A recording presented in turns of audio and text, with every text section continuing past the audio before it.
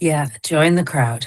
Yes. So I know some of you know me, some of you work with me on a regular basis. So I'll just do a short introduction of myself, which is a little weird, but I am Marsha Sefcik, and some of you follow me on Instagram. Some of you, like I say, work with me through support or through the program.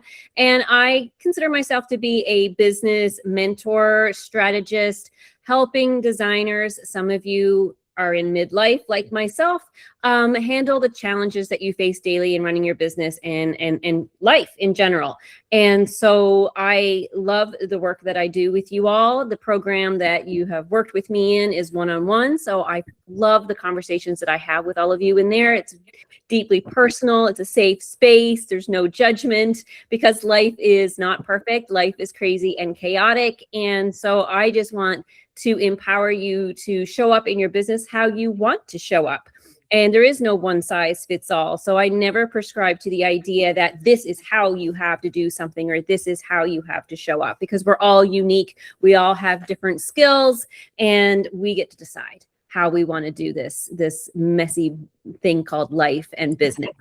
So I am super excited today because I have a friend who I've never met in person, but we have been in the same cohort for almost 2 years now. Yeah. And I have come to love Stephanie and the work that she has done. And so I am going to hopefully do due diligence in introducing her to you all. Stephanie Miller Vincent is the founder of Smiller Vision. Did I say that right, Stephanie? You sure did. Awesome.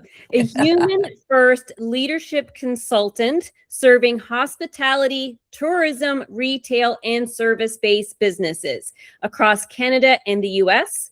Stephanie has 30 plus years of experience leading high-pressure teams from the kitchen to the boardroom. She helps owners and managers reduce turnover, strengthen culture, and raise standards without burning people out to get there.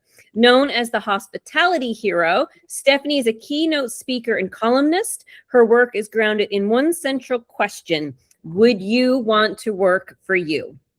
I love that. I love it. So I've come to know Stephanie through our cohort that we're a part of. We call ourselves the Lighthouse Collective. And so we meet twice a month, and I've gotten to know Stephanie and her work. And so when I thought that I wanted to do this conversation with you all today, I could have think of no one better but Stephanie to join us. So no, Stephanie is not a designer like all of us, but she definitely has knowledge about what it is to lead and a team and about culture and what have you. So I'm just going to chat for a little bit about leadership in our industry. Stephanie is also going to talk to you about culture and team. And for those of you who are like, well, I don't have a team, you sure do. Because you might be thinking, well, I'm a solo designer and I work out of my home. You have a team because you have the trades that you work with, you have your vendors that you work with, and you have your clients. And so when we all know that executing a project, it can be messy. So what does it really mean to lead inside your design business? Leadership in this industry, as we all know, isn't just about managing projects or having a beautiful portfolio. It's about how we communicate under pressure. And we all know that our business can sometimes feel like a pressure cooker. How we treat people behind the scenes, how we guide clients through difficult decisions, how we support our teams, our vendors, and our trades and creative partners every single day. And the truth is, many designers were never formally taught leadership. We learned design, we learned sourcing, we learned maybe even construction, we learned how to wear 100 hats, but we're not all what I would say natural born leaders. Some of us have had to learn that through trial and error. So with leadership, most of us are having to figure things out on the fly in real time, because the beautiful thing I feel about our industry is every day is different, right? Every day is different. Every project's different. We can never anticipate all the things that we possibly are going to have to address and resolve and work through. And I like the idea that how we respond rather than react can make all the difference in our relationships that we have as designers and business owners. So today's talk and conversation isn't about perfection or pretending to have all the answers, because you guys are going to have the opportunity to ask questions to myself or to Stephanie. It is about having an honest conversation, though, about what healthy leadership can look like inside of a creative business. So because the way we lead directly impacts team morale, so those who are working closest with us, communication, client experience.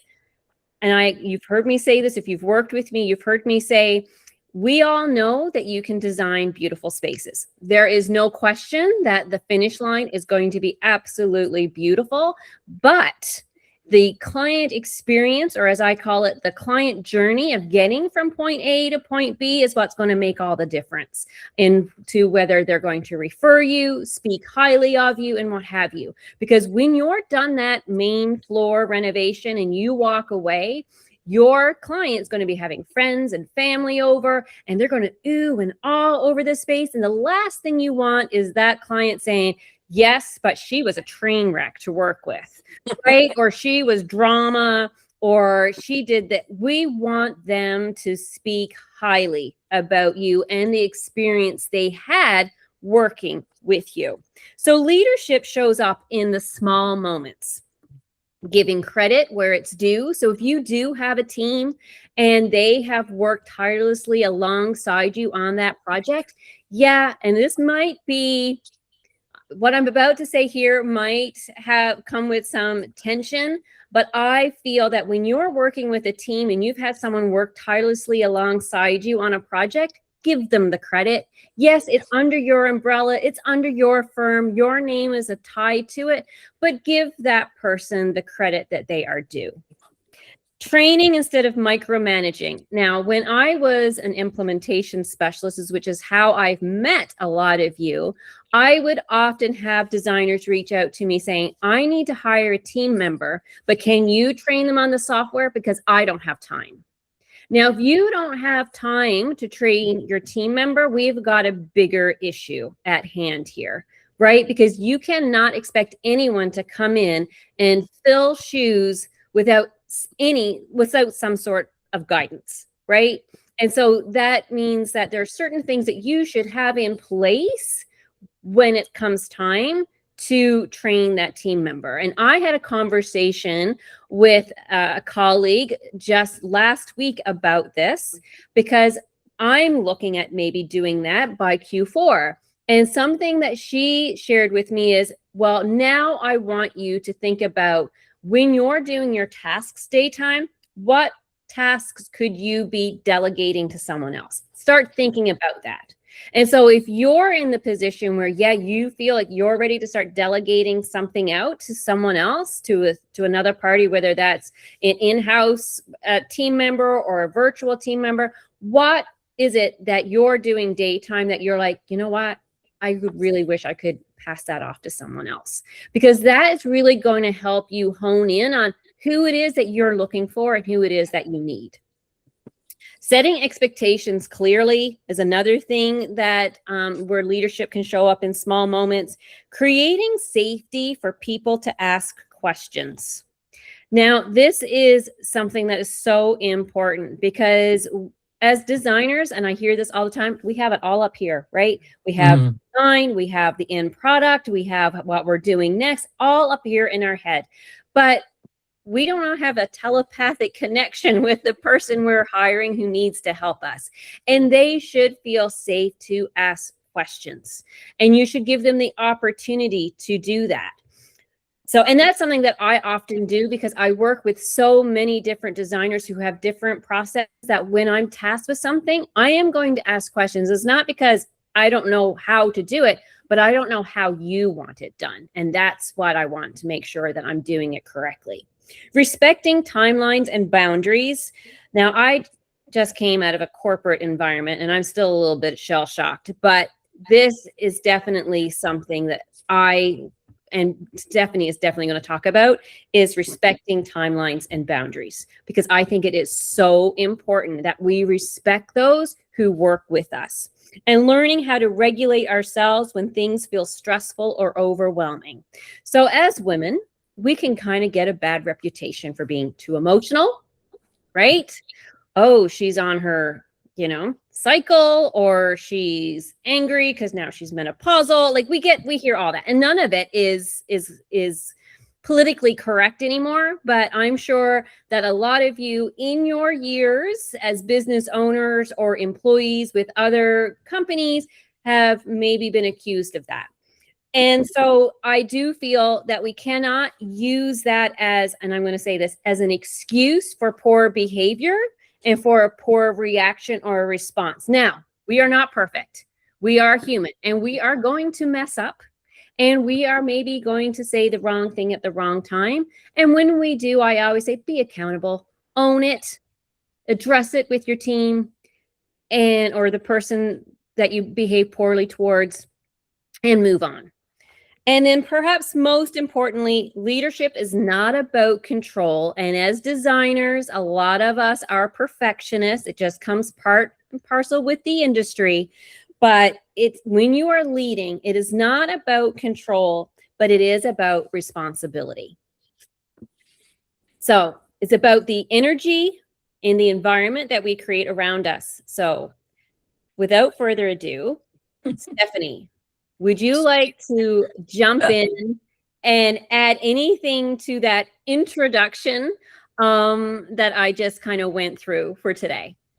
Yeah, absolutely, Marsha. I mean, so many great points and so many tidbits. And, I'm taking notes about what you're saying and then maybe what to add on to that. And I would start, I think, kind of at the beginning of your chat. You talked about how you behave under pressure, and how you show up under pressure is who you are, right? Like that's where the reputation comes from. No one talks about the 97% of, even keel of any of us. They talk about that 3% of under pressure. And I always tell the teams I'm working with, whether it's, customers or clients, whatever you're calling the people that you provide a service to, think about how you behave with and for them, and then take that backwards and do exactly the same thing for your team. And again, whether it's one person, whether it's 100, whether it's virtually, whether it's in person, you would never on a bad day, or not many and rarely, and we wouldn't stay in business, never would you tell your client to go jump off, the roof kind of thing. Jump off a bridge, pound sand. Yeah. Whatever it is, whatever the term is. So if you found yourself feeling that that's okay to do with your team, you've got an under pressure conflict, and you need to rein that in, because how you treat people is how you treat people, not how you treat the people ahead of you or behind you or beside you. You talked about leadership, and leadership is not pulling people along. Leadership is creating a wake so that people follow you because they want to, right? Not because you've got something tied to their ankle or you're dangling a carrot or whatever it is, but because they want to, because in your presence, they feel seen and heard, and life just feels as good or better than without you. Love that. Right. I love that. And I think, some of this comes in, it came for me from working for really shitty people. And if I can use that term, I had worked for really great people. I didn't realize how great they were until I worked for the person who wasn't great. And I was like, holy cow.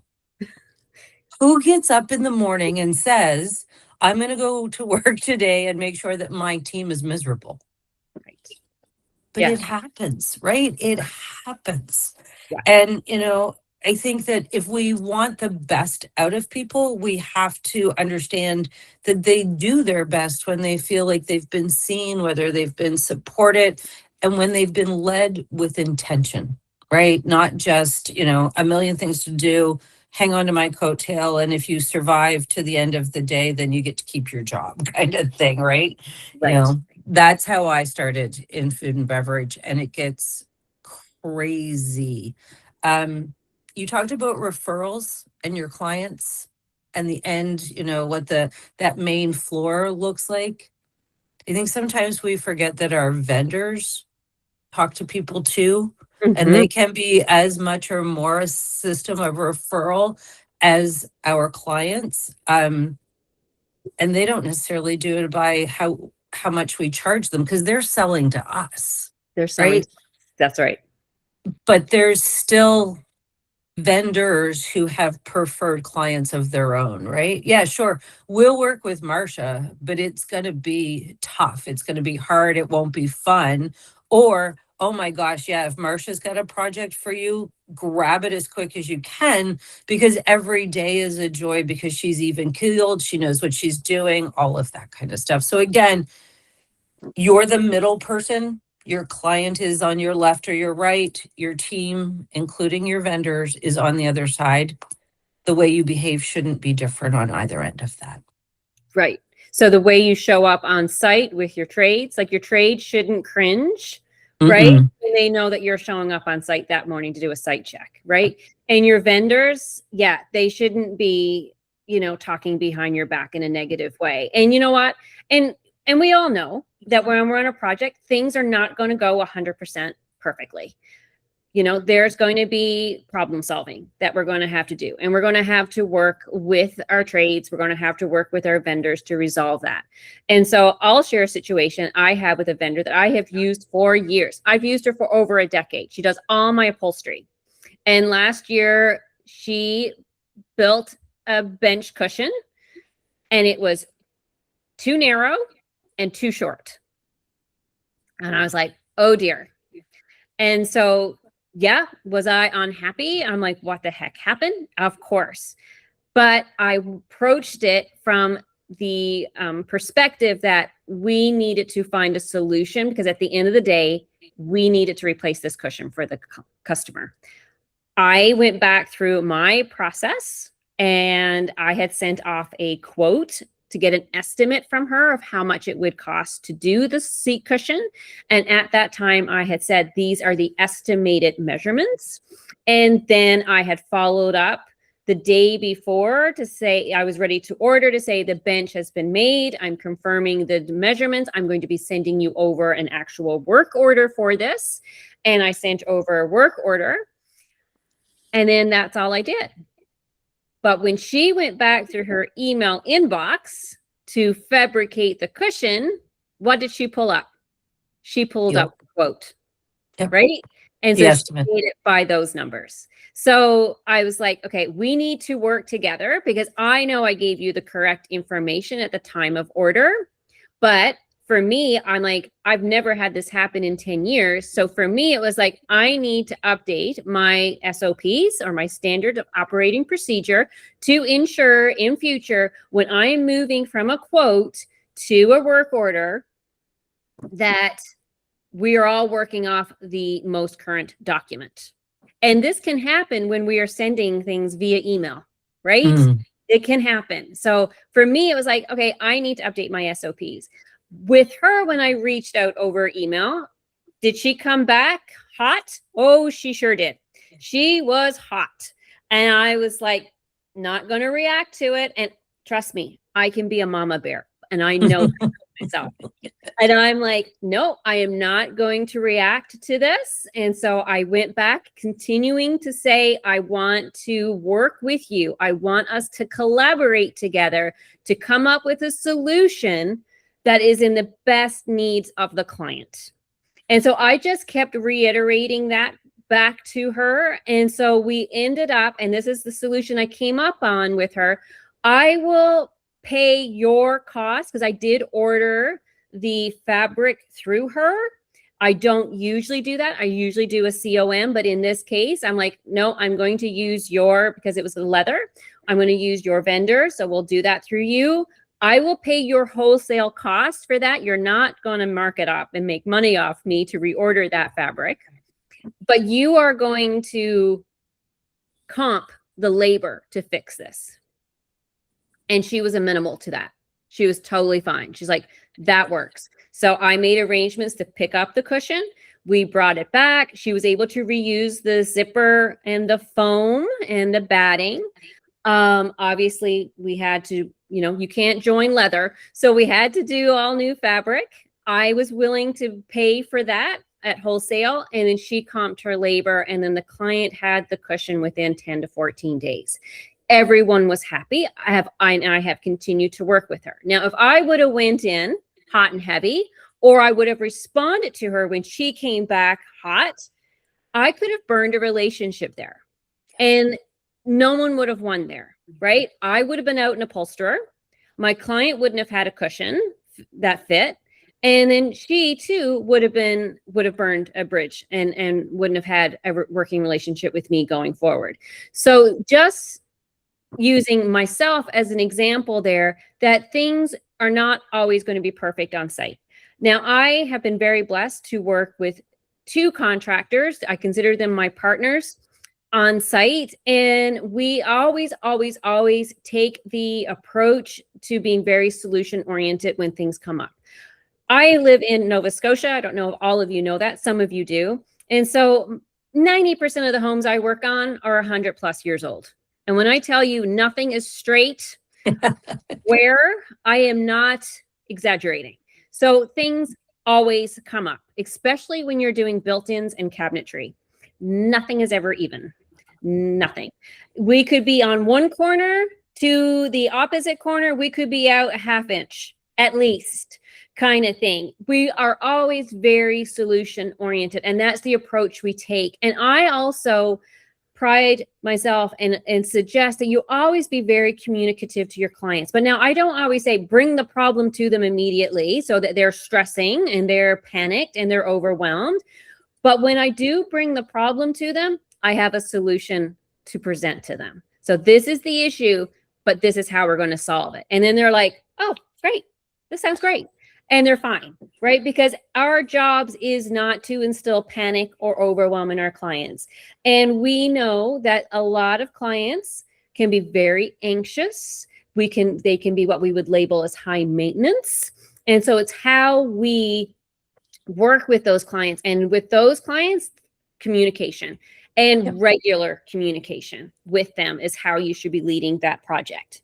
So that brings me to the next point that I wanted to talk about, and that is leading with intention in our design business. So intentional leadership means you're not simply reacting to whatever is on fire that day. So we're not opening up our emails in the morning and then it's just one fire after the other. You need to be intentional in the culture that you're creating within your business. You need to be intentional about your communication style and the cadence of that. And your workflow needs to be purposeful. And so we do not want to be reinventing the wheel with every project. We want to have some sort of standard or some sort of workflow that we are abiding by in our projects. So in the design business, this can look like setting clear expectations with your client from day one, creating workflows that reduce confusion so you know what you're doing next as the project is progressing, but your clients also know what is happening, and being thoughtful about how feedback is delivered, building systems that support your team instead of exhausting them so they're not running around with their head cut off, and making decisions aligned with your values instead of operating from panic and stress. So intentional leaders ask, what kind of experience do I want people to have working with me? So coming back to that question that I asked at the beginning is, would you want to work for you? How do I want my team to feel? And again, team encompassing your vendors and your trades. And what kind of reputation am I building over time? Because we know our industry is quite small. So leadership is not just about the final reveal, it's about the entire experience people have working with you to get there. So moving from a reactive to a proactive leadership model. So instead of reacting to emails and client emotions and timelines and mistakes and emergencies, being proactive means creating a structure that's in place before problems begin. So how you onboard your clients. Have you documented your process, setting your communication expectations early, discussing timelines honestly up front. So if you have a client reach out to you and they're like, we bought a house in June, we're moving in August, and we want it completely fully furnished before we move in, right? And then you meet with them and you find out that the budget is not quite there. Instead of saying, yes, yeah, we can do all that, what's going to happen? You're going to end up disappointing the client. They're going to feel like they've been had because you're not able to deliver on what their expectations were. So making sure that you're being very honest up front. And I know that can be hard, especially for those of us who might be just starting out, or maybe we've had a dry spell and we need that project. Again, it will always come back to bite you if you're not honest with them up front. Have those hard conversations earlier so you don't have to have them further down the line. So reactive leadership, I say, creates chaos, and proactive leadership creates stability. And stability builds trust. So Stephanie talked about understanding that your team mirrors your energy. So if you're showing up on site and you're already frazzled and you're freaking out and what have you, what do you think the trades are going to do? Right? They're going to feed off that, right? If you show up into a showroom because your vendor sent over the wrong tile, or all the tiles showed up and out of the 12 boxes, 10 of them are smashed, like how you walk into that showroom is going to dictate how they're going to respond to you. Right? If you come in, and I like to use the term hot and heavy, then they're going to get defensive immediately. And then the conversation just breaks down, right? Nothing is getting handled. Nothing is getting addressed. So I always say, notice your tone. And I can be guilty of this, especially with my family. So notice your tone when you're communicating, your stress level, how you respond to mistakes, how you speak about clients, not just to your clients, but how you're speaking about them to your trades and to your vendors, how you handle pressure, and whether you stay calm or you spiral. Because if leadership operates in panic, urgency, and disorganization, that energy spreads quickly, right? It's like it takes one bad apple to make the whole basket go bad. Same thing.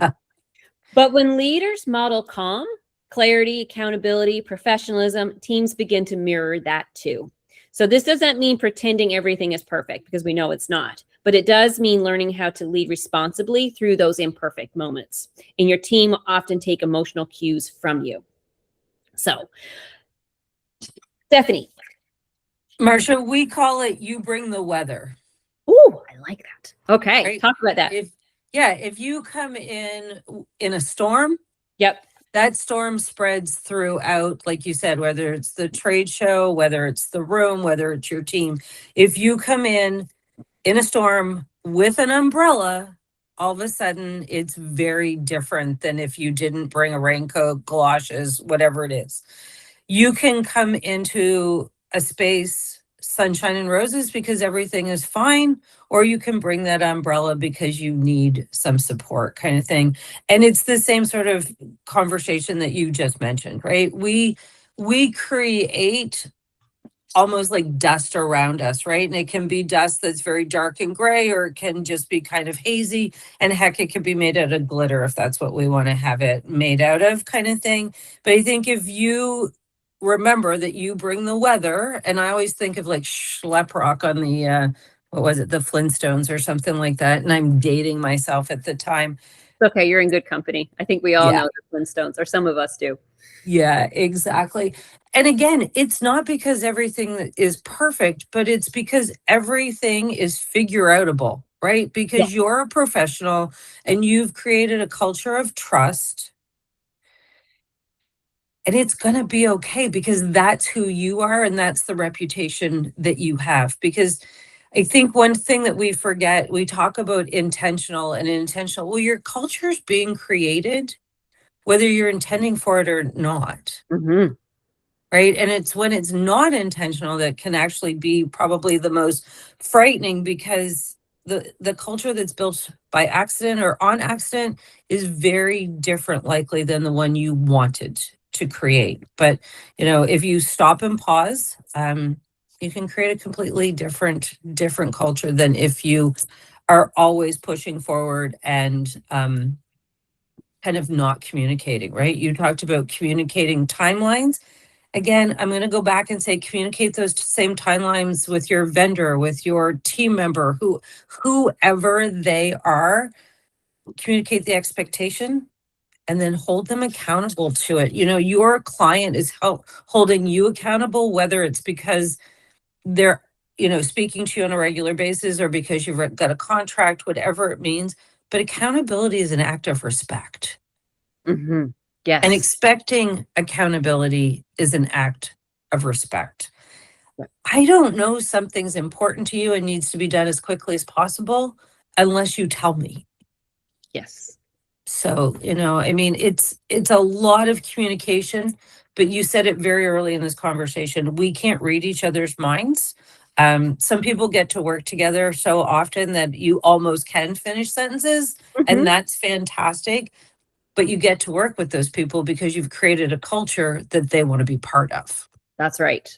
Right. Right. And, you know, I think about working with chefs, and, you know, chefs are probably the closest that I can compare to design because of creativity and that sort of thing.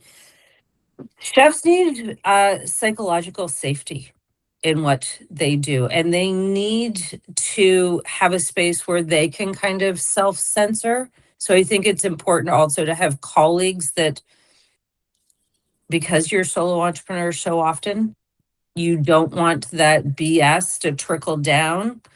You don't want to be talking about clients with your vendors, but you need somebody to vent to. Yes. Right. Yeah. In the food and beverage world, we have a walk-in, we go into a deep freeze, we scream, we sit, we cry, we laugh, we do whatever. Yeah. There's got to be a design alternative or, you know, similarity to that kind of thing. But that type of stuff does not roll downhill. You find a friend on the same level that can understand you, and that's what leaders do. Yes. Agreed. Because projects are going to go sideways, right? Absolutely. Clients are going to become upset with us. Trades are going to miss deadlines. There's no way around it, and mistakes are going to happen, even with the best of intentions. Doesn't matter how tight our SOPs and our processes are. Mistakes are going to happen because we are human, and people are going to disappoint us. And that one, for me, I know is hard because I set such a high expectation for myself and for those around me. So when people disappoint, like, it takes me a moment, right? I have to sit back and what have you. But, you know, emotional regulation is what allows us as leaders to respond thoughtfully, right? Instead of reacting impulsively. And that doesn't mean, like Stephanie says, suppressing your emotions. No, we do need an avenue to be able to vent and you know, get things off our chest, because like you say, it shouldn't run downhill. It shouldn't run down to our clients. It shouldn't run down to our vendors. So so how we lead during a stressful project or, you know, difficult clients, we need to make sure that, you know, when the timeline shift or the budget changes or clients become emotional, because I've had a few of those, mistakes happen, or the tensions rises on site because maybe the project has now gone over the timeline and the clients are getting overwhelmed. They have had enough of us being in their house. We don't want to be there anymore. You know, we need as strong leaders to make sure that we're avoiding the blame culture. I think it's so disrespectful when something goes wrong with a project and the designer blames the vendor or blames the trade. Right. And then talks down or talks badly or negatively about the vendor or their trade person. I think that is such a lack of disrespect, and it shows a lack of professionalism on your part. So again, strong leaders will avoid that blame culture. They'll focus on solutions and they'll communicate honestly. And oh my goodness, all too often I'll see or read that someone made a mistake on a project and they don't want to own up to it. And how can they avoid having to tell the client they made a mistake? And I am brutally honest, maybe to a fault, but I am brutally honest. I am not going to hide, because the way I always say, and I taught my children this, when you tell one lie, you're going to have to tell at least 3 more to keep that going. And that just becomes exhausting. So just own it. but go in from the strategy that you are going to provide the solution. So protect your team too from unnecessary emotional fallout, because you don't want the client calling up your team member and going up one side of them and down the other. And maintain professionalism under pressure, because during difficult projects, teams often remember less about the problem itself and more about how the leader handled it. And Stephanie, I know I'm sure you have examples and stories where you have seen that happen, where there's been a problem and you have witnessed a leader mishandling that. And that's what everyone remembers. We'll retell that story over and over and over again. And someone in the group might say, well, what happened again? Oh, I don't even remember what happened, but you should have seen how the boss so-and-so behaved, right? That's what they remember. And it's really hard to pull that back once you've behaved that way. Yeah, it actually has a name, Marsha. Oh, you have a name for that too. I love you have names for everything. Well, they're not all mine. I mean, and some of them I've used for so long, I don't know if I thought of them, if somebody else did, or if there's like maybe a book out there with it in it. But we use it in food and beverage in meals. We call it the peak end rule. So people will remember the peak, the best moment of whatever it was. And if you're thinking about a meal, you'll remember the best part of dinner, whether it was service, the wine, the view, whatever. And you will remember the end. And it doesn't matter what the peak was, how long the experience lasted, how did it end, right? And we talk about the fact that you're only as good as your last meal served or your last dessert served. But people, like you said, they'll remember the ending of it and the reaction to it. So I think that's really important. I mean, it can go sideways, but if you solve it and turn it around, that's what they remember, not the problem, that you solved it and turned it around. Yes. And so I often will share with clients that it's not, we put all the focus on landing the client, right? And making sure that client journey starts off so well. And we're always talking about onboarding the client. How do you onboard them? But just as important is how you offboard them. Yeah. Right. When that project comes to an end, how do you tie it up? Right? Do you just go in, do the walkthrough, generate the punch list, the deficiencies list, and then you're just like done kind of thing? Like, how are you offboarding that client and ending that project with them is just as important. And I like to use the analogy when you go on a trip, you show up at your trip, you show up at your resort, the trip is phenomenal. But if the last 2 days is nothing but rain, or you get to the airport and your flight's delayed, or you arrive home and your luggage doesn't arrive with you, what do you remember? Yep, right? The end. We remember the end. So think about that when you're working on a project. And I know when we get to the end of a project, especially with a lot of them that take place over several months, maybe a year and a half or longer, we all have fatigue. We are all tired with each other. We are ready to move on. We want to start something new. That's just human nature. But we still need to do our due diligence and make sure that we are giving that client, a really good send-off, because that's what they're going to remember. They're going to remember how you felt when you handed their home back to them. So go ahead. Sorry. No, I was just thinking, like, how do you hand their home back to them, kind of thing? Like, you created a vision for me of almost handing them a very special key, whether it's an old school, like, skeleton key or something like that, like almost a hand back of that space in a ceremonial kind of way, so that's what they remember, is that new and that fresh. And I think about spending time working in casinos in Louisiana. When we would get people into their car and valet, we would surprise them by finding like 2 bottles of ice cold water in their cup holders, kind of thing. Cost 50 cents, maybe $1 at the very most. It had our logo on it.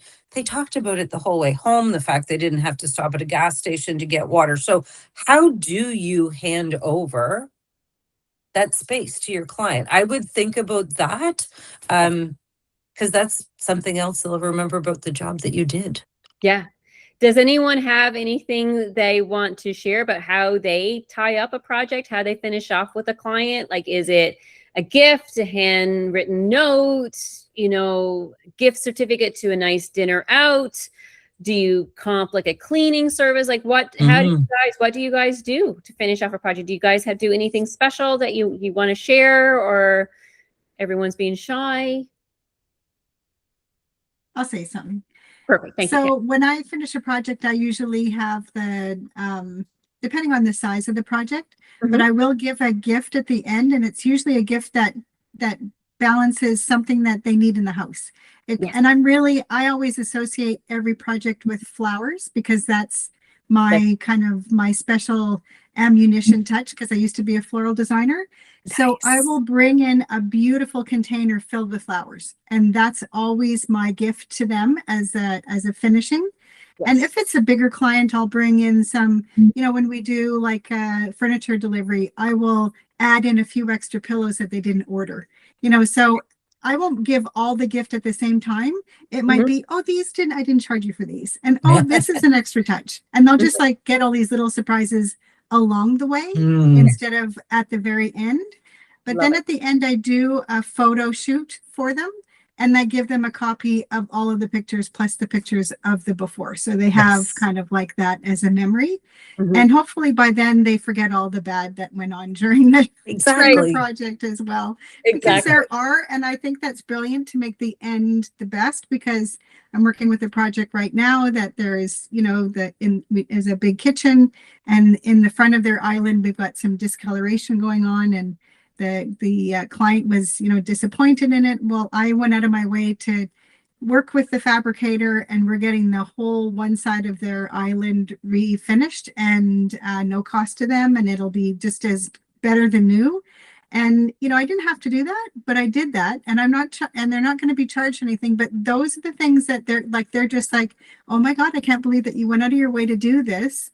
And even though it was like something that disappointed them, this is going to be better than it ever was anyways. And hopefully that is what they will remember and share with all their neighbors later down the road. Exactly. Absolutely. Love that. I love that. And so something I also want to say too, is that when you're gifting them something at the end, don't gift them something that has your brand on it. I see corporate, especially this all the time. They do not want, I'm going to just say it because this is what my husband recently got, like a coffee mug with the company's logo on it. They don't want that, right? No. They don't want that. That's going to go up in the cupboard. They're not going to go around their neighborhood repping your company and brand, holding the coffee cup. Right? They're not going to do that. So I know that a lot of us are like, oh, well, that's marketing. No, it's not, because it's going to end up in the cupboard. Don't spend the money there. Be authentic when you're gifting. Right? Don't think of it as a transaction. Don't think of it, I'm going to gift them something that's marketing related, because then they'll be walking about town with it. Or you make wine and you put your label on there. It's like, no one wants that. No one wants your homemade wine. No one wants your homemade wine. No one. Agreed. Never works. No. I know. I know. No. But when you do flowers, and the flowers are part of the photo shoot, it's a win-win. Yes. It's a win-win. And Catherine, that's you leaning in to a skill set of yours that you're able to share with your client, right? Yeah. Let's talk about boundaries. Stephanie, I'm watching the time, but I want to talk about boundaries, because this is something that I spend quite a bit of time talking with designers about. And often when I mention boundaries, I can see everyone kind of just closes up. The shoulders go up, the shoulders go in, the neck disappears. Everyone kind of clams up, because we hear boundaries and we think that for some of us, that makes us feel really uncomfortable. And maybe it's because we've come from a place where our boundaries weren't respected, or we feel that me having to put boundaries in place comes off maybe a little cold or mean, especially if you identify as an empath. So I want to talk about boundaries, because I feel, especially in our industry, because we are so, and as women, and I know not all designers are women, but we are in company of women here this afternoon, that we tend to be peacemakers. We want to People be liked. pleasers. people pleasers, and I actually had one designer on a call with me back in my implementation days say that she consistently had a client reach out to her on the weekends demanding a statement of account. And because he was like, oh, she gets to, the partner, the wife gets to decide everything. It's her project. She can do it. But then he would want the check-ins. How much money have we spent so far? And I was like, you do realize that they can log in and see the statement of account with the software that they were using. And she said, oh, if he wanted me to take care of, babysit his firstborn, I would do it because they are spending so much money. And I was like, already the train has left the station. He does not respect you. And I'm not saying it's just men that be this way. I'm just sharing a case study in this situation. If you, boundaries allow you to garner respect. Yeah. And without them, they are not going to respect you. So that doesn't mean that they can text you 24/7, right? And demand a response. It doesn't mean that you are going to be on call or that you're going to meet with them in the evenings or on the weekends. I say the easiest and best thing that you can do for yourself is set your office hours and be real with yourself. Absolutely. And you know what? That can be the hardest thing to do. That can be the hardest thing to do because especially we always have our phones on us. Our phones are for personal use or for business use because I don't know any of us out there that have two phones for two different things. It's not like back in the day when you had a landline. And so your phone is always on you and you get that text and immediately you want to respond. And I'm here to say you don't have to. No. And nor should you. Not that you don't have to, you shouldn't. I mean, and I would suspect, Marsha, that communication should be part of the contract procedure and start part of the beginning.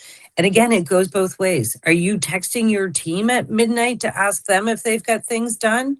Because if you are, then no wonder someone is doing that to you because you've brought the weather and that's exactly what's allowed kind of thing. But you have to set up boundaries of what you will do and what you will accept. And some of it, you can think about the fact that you can't take on a second client or even be thinking about a proposal for a second client if you're completely wrapped up and available 24/7 for the one client that needs you.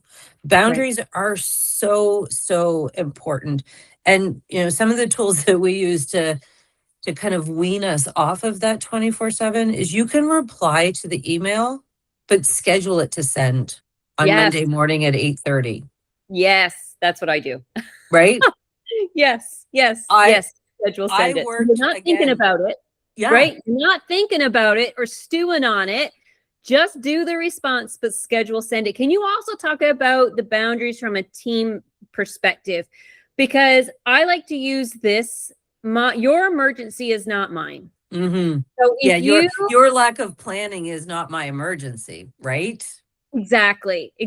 And I do not like, because I've been on this end of it. I do not like when I'm expected to work evenings or weekends to get something so you have it ready on Monday, right? Or what have you. And I saw this all the time when I was doing implementation. I'm not talking about my current situation, but all the time when I was doing implementation and training is I need to get this out. I have a client meeting on Monday and I need to be able to do XYZ, or I need my team member to do XYZ. If that happens once or even once in a while, we can live with that, right? Because we've said it before. We're human beings working with human beings and it happens. Life gets in the way, life takes off, whatever it might be. But if that is how you operate, and usually how you do one thing is how you do everything, last minute, no planning, whatever it is, organized fashion, straight edges, whatever. But how you do one thing is how you do everything. Can I say something? Yeah, absolutely. If I do something that's out of the ordinary that I wouldn't normally do, I make sure I say to the client, I don't normally do this. Exactly. But I'm going to do it now because I want to just get it out of the way, but I just, it's not something I normally do. And so they know. So they won't ask again, you know? You Yeah, hope, no you know, expectation. and sometimes you have to set that boundary because you did it once and then they do it again. And, you know, doing it once is great and fantastic. We all want to exceed expectations and go the extra mile. We're in the service industry of some sort. It's what we do. But it's when it becomes the norm and when it becomes okay. Um, and I'll take it back to the original question. Would you want to work for you? Mhm. Right? Would you treat your team the way you're allowing your client to treat you? And maybe the answer is yes, and maybe it's no, but you really should evaluate it. And then you need to set parameters. And sometimes you need to set them in writing. Sometimes you need to set them with yourself by hitting that, you know, schedule button instead of the send button. It's not easy. It's not easy if you're a mom. It's not easy if you've worked a 24-hour, 7-day a week operation on salary. It's not easy if that's what your leader has expected from you for an extended period of time. But it sure feels good when you learn how to set those boundaries, and you have to do them probably in baby steps, and you have to learn from each other is what I'm going to say here. You know, it doesn't happen overnight. It happens with small strategic movements. Maybe you don't take the phone with you because everyone who would call you is actually going to be at the picnic, Right. and you don't need to have your phone on you, you know, or maybe your partner has a phone instead of you because, you know, mom or dad might need to get a hold of you, that type of stuff. Find ways to set those boundaries physically, so that you can work into the mental setting of them as well. So for me, I have my do not disturb set. So after a Yep. certain time in the evening, my do not disturb comes on my phone, and then same thing on the weekends. And I also try very, very hard to not check my email. I may Yep. check it on Saturday, but I make sure on Sunday I'm not checking my email. And so you can set the boundaries and you can put the policies in place in your contracts, in your welcome guides, or whatever assets you share with the client when you're onboarding them.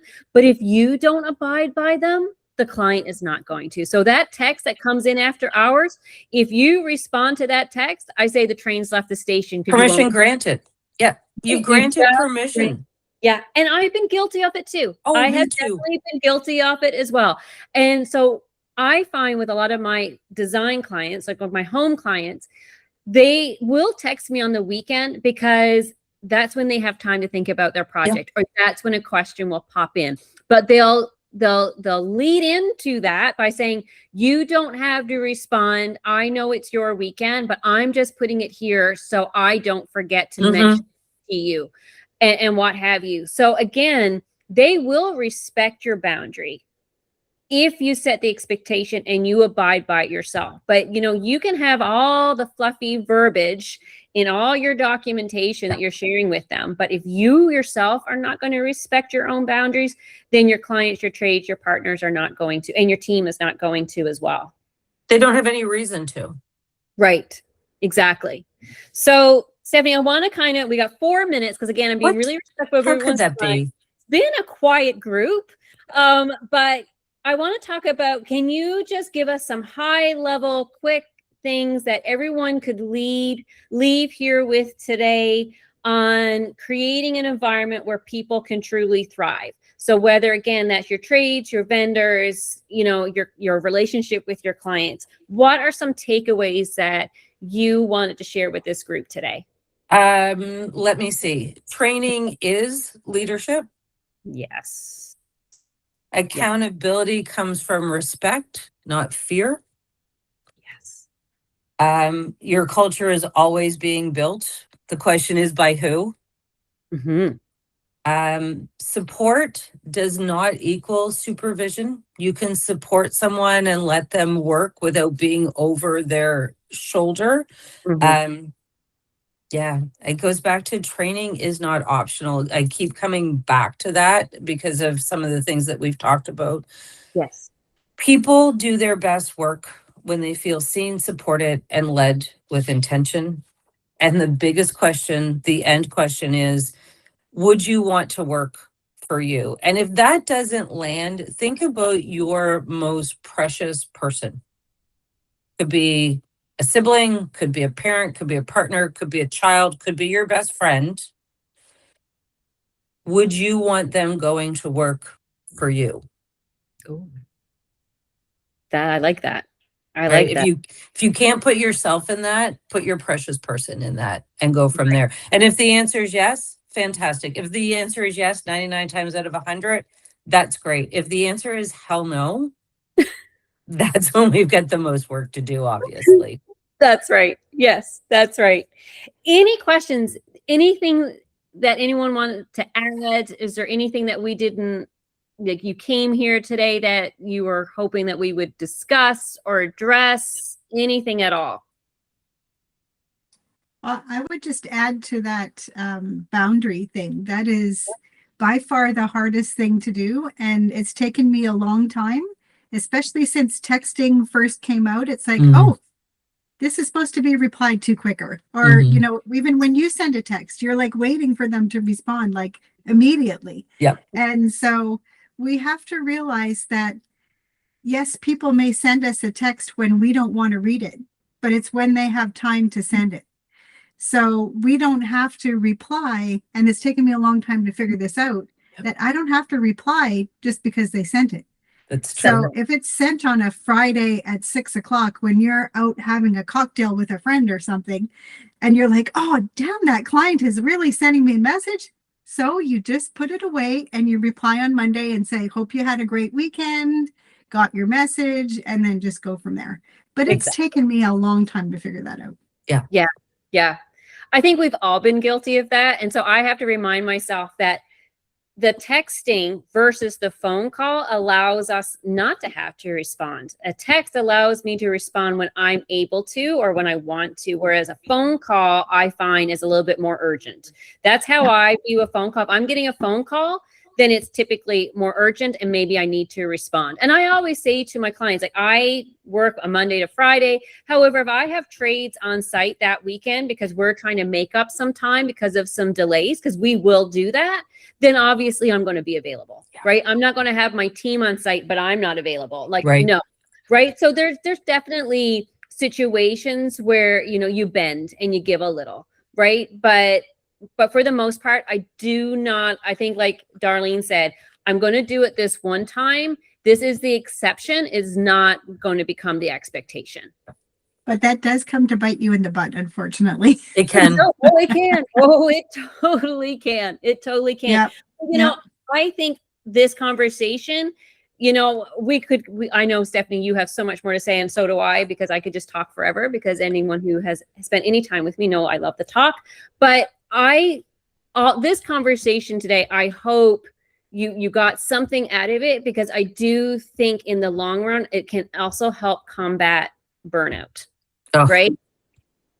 How we have our businesses set up to serve us and the relationships that we foster in our business can definitely help prevent burnout in our business. And burnout is something that I see all too often. And it's usually because of a lack of boundaries and a lack of process and workflow. Yeah. And it's not just about wellness, right? Burnout is a business risk. It's a creativity killer for, you know, businesses in a creative space. Like burnout lingers. We think that it goes away after a couple of days off or a vacation or whatever.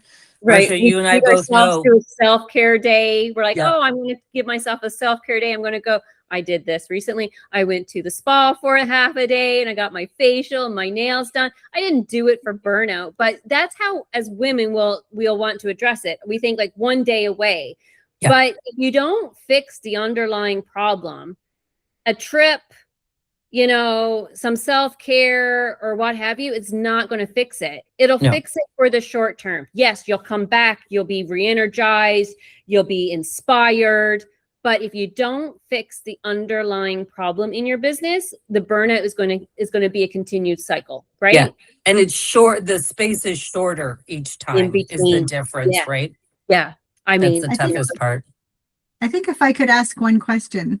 Yes. If there could be a polite way of writing it in a contract about your hours, about not texting, replying, all of those boundaries See, this is that where the we women could think. all use collaboratively, I think would Yeah. be amazing. It's funny how we always try, as women, try to find a polite way to say it. Just say it. Just Yeah. say it. There's nothing wrong with saying it. Well, I we're guess always, that's oh, it. we have to That's be the nice. people We gotta, pleaser. oh my God, this is my I hour. know. Sorry. Just say it. Just your hours. Just say it. Yeah. Don't think of a polite way. Just say, this is what it is. I'll refer back to my contract, my hours of this. Like, don't be sorry. Right. Yeah. Stop Yeah, being a girl. I Stop do being not a girl. apologize for anything anymore, for Don't. sure. Yeah. Catherine, I'll share my verbiage that I use in my contract and my welcome guide about my hours and my policy. So for me, if an email comes in after 2 p.m. in the afternoon, I do not guarantee same day response. I'm not saying I won't respond, but I Right. check my email in the morning and I check it again in the afternoon. I check my email twice a day because I'm head down doing focus work and what have you. So I'm not checking my email every 5-10 minutes because that just becomes a time waster. And then I go down For the sure. rabbit hole. And Yep. then the day ends and I'm like, holy Hannah, I didn't get any of my work, half of my work that I wanted to get done. So I check my email twice a day. And so I have in my policy that if you email me after 2 p.m., you may be responded to next business day. Or if I respond, like Stephanie said, I schedule send it kind of Yeah. thing. And I don't do texting with my clients. Yeah. I do not have a text. So if they do text me, I will respond via email. That's how I will do it. So that's how I'll nip that one. So because as soon as I respond via text, they're not going to use email anymore. But You know what happens? You know what happens next? They start asking for your discounts. That's they start. Yeah, It's true though. it is true. That's what happens next. Well, oh, let me give you a discount. So don't think of a polite way to say it. Say, sorry, don't do it. I don't do that. I don't, this is how I work. Just Yeah. don't be sorry for anything you do. Just Yeah. say, this is how I work. Just be polite. Just Stop being polite. You don't be polite and be direct. oh, darling, you're Why do we always worry about me. being bitches? We always Yeah. worry about being the bitch, but it's like, we can Yeah. be direct without We being. can be direct. I How know. come men but- can just go, blah, and we just I go, know, wow. but I think it comes, I know we're at time, God. but I think it just comes from our history, right? Like I can remember at 25 working in a corporate environment and during my review being told I was too assertive, Mhm. right? I like too assertive. That's a bad And then thing. on the other side of the table, my supervisor was a very meek, very quiet, soft-spoken individual. And as you guys can tell, you probably have had to turn your volume down here today. I do not speak quietly, kind of thing. And I am not going to apologize for being assertive or advocating for myself. I do not see that as a negative. I think when Nope. she said that to me, I laughed. Good for Kind of. you. I didn't last too long after that, but here we are. Wrong fit. But do not apologize. And I think that's the thing. We feel like we need to soften the blow or we need to apologize. So when someone asks, hey, can you meet us at the house Saturday morning? No. Sorry, no. That's a sentence. I don't need to follow that up with no, because I Yeah, no. Yeah. They No don't is a know full that sentence. Saturday, That's not my- I am at the farmer's market getting my guilty treat of an eclair, right? They don't need to know that, No. right? You don't need to make excuses, Justify. Don't- right? Nope. It's just no. But I could meet you Monday afternoon. Monday would Right? work. Monday How would about work. Monday? How about Tuesday? Yeah. Exactly. Yeah. Exactly. Well, thank you everyone for joining today. I had a blast. So I hope you guys had a blast. So much I hope fun. you Good. enjoyed the It's great. Thank you. conversation.